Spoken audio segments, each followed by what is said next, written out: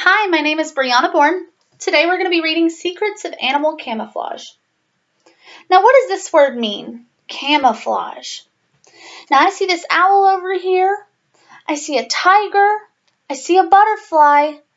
I think I see something up here that's green, but it's not a leaf. Maybe it's a lizard? And down here, something yellow in this flower. That looks like something hiding in the flower. So what do we think that word camouflage means? I think it has something to do with them hiding. Now, what do you think this book is going to be about? We just looked at the cover and we said we think these two are hiding. So what do we think the book is going to be about? Do we think it might be about hiding? Now, when do we think we could hide? When could we use camouflage to hide? Are there different times you can think of? Be thinking about it, because at the end of the book, we're going to be writing a story about times that animals or objects use camouflage. Let's get started. Secrets of Animal Camouflage by Carron Brown and illustrated by Wesley Robbins. Some animals are good at hiding because of their color pattern. This is called camouflage. If you look closely among the flowers and trees, on the seabed, and in the grasslands, you may be able to spot hidden animals. These busy bees are collecting pollen from the yellow and white flowers, but they need to be careful.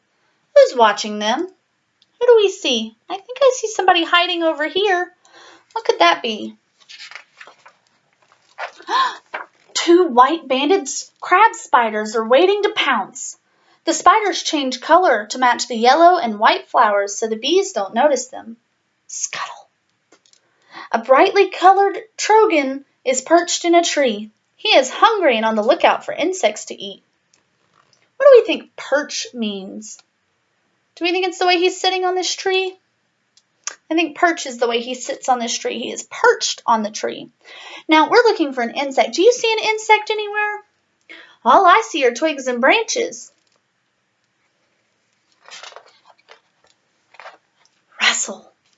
A long, leggy walking stick is balancing on the branch. It looks just like a twig. The walking stick stays still all day. It moves at night when most birds are asleep. Did you see that walking stick? I didn't see it. Shh! Something has disturbed this family of axis deer. Is something prowling through the grass? What does prowling mean? What do we think prowling means? I think they're secretly trying to stay here. They're trying to stay hidden. And I think that's what prowling means.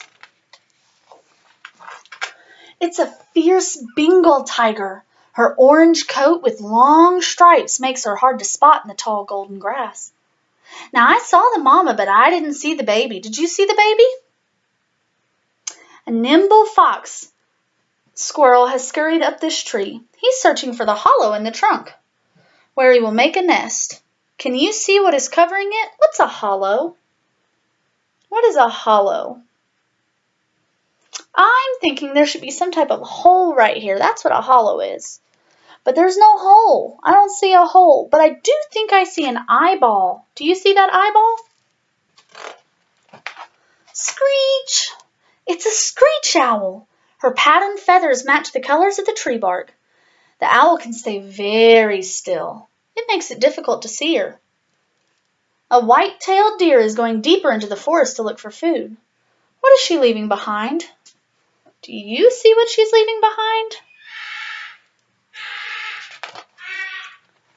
Shh! It's her baby, a fawn, with a red-brown coat and white spots. The color of its coat helps to hide it in the red-brown leaves. When the mother has found food, she'll return to feed her fawn. In the grassland, a baby giraffe pulls the leaves from a tree. Who is eating the treetops? I see some spots right here. Do we think that's what it could be? Let's find out.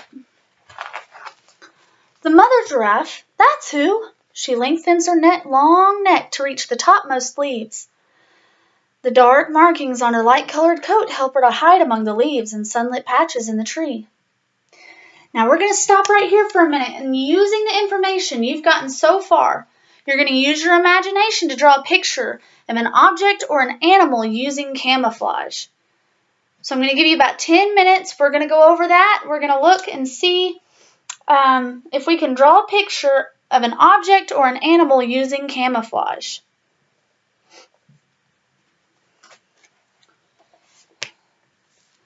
This little green lizard is frightened. An owl is staring at it from behind the leaves. Can you see the owl's eyes?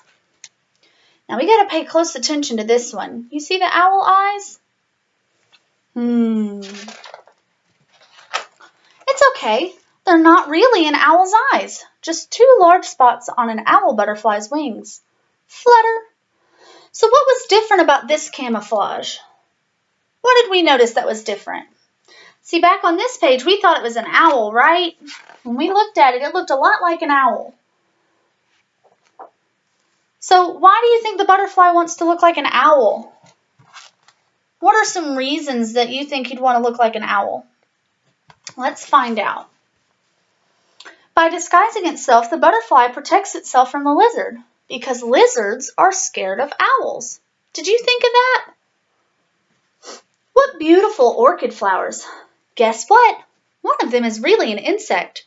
Can you spot it?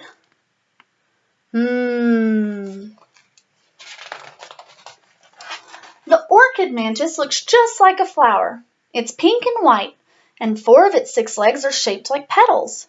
This clever disguise helps to keep it safe. You see it? Shaped like petals? It's easy to mistake a Malayan leaf frog for fallen leaves. How many frogs can you see? I see one right here. I see the eyeballs. Do you see another one? Do you see another frog? There he is. There's 2. These horned frogs have skin that is folded to look like a leaf. It's the perfect disguise for hiding on the forest floor. Croak! Something wants to trap this fly. Can you see what it is? What is this? I see there's an eye right here. And then there's this long tongue. What do we think that tongue is used for? It's sticking out. It's almost to the fly. What do we think that's going to be used for? Do we think it can help catch the fly? Let's find out. Slurp! This creeping green chameleon is the same color as the leaves. It has a long, sticky tongue that flicks out to catch insects. A herd of zebras race across the African plain. A lion watches them. Do you know why they all run together? Why do we think they all run together? Is that confusing? That's a mess, isn't it? I can't pick out one zebra from the other. Let's find out why they run together. Trot. The zebras run together in a group to trick the lion. It cannot see only one zebra among so many stripes, so it leaves the herd alone. They try to trick the lion. On a cold, snowy day, 3 furry lemmings are searching for food. Who is watching them? Do you see eyeballs? I see eyeballs. I don't know what it is yet, though. Bark!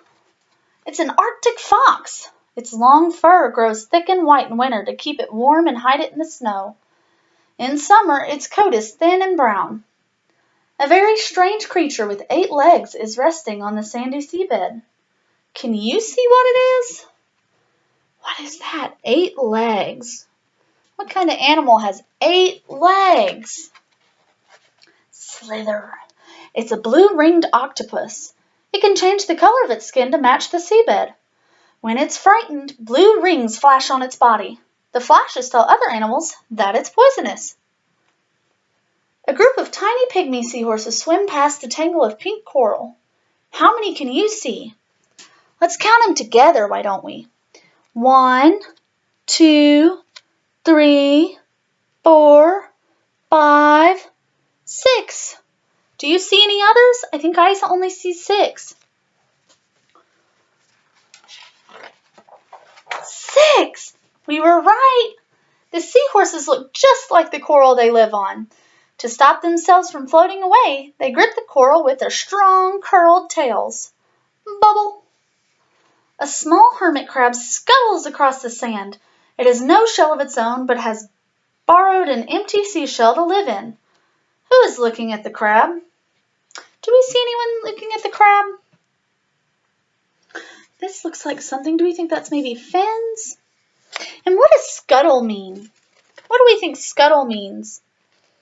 Scuttle means that he runs across the sand. He runs really quickly across the sand. Flap.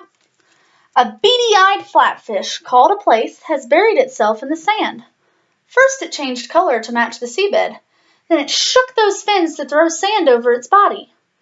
So it went all the way to the bottom of the floor and it shook these fins. It went like this, shook the fins, and it threw sand on itself so that it was well hidden.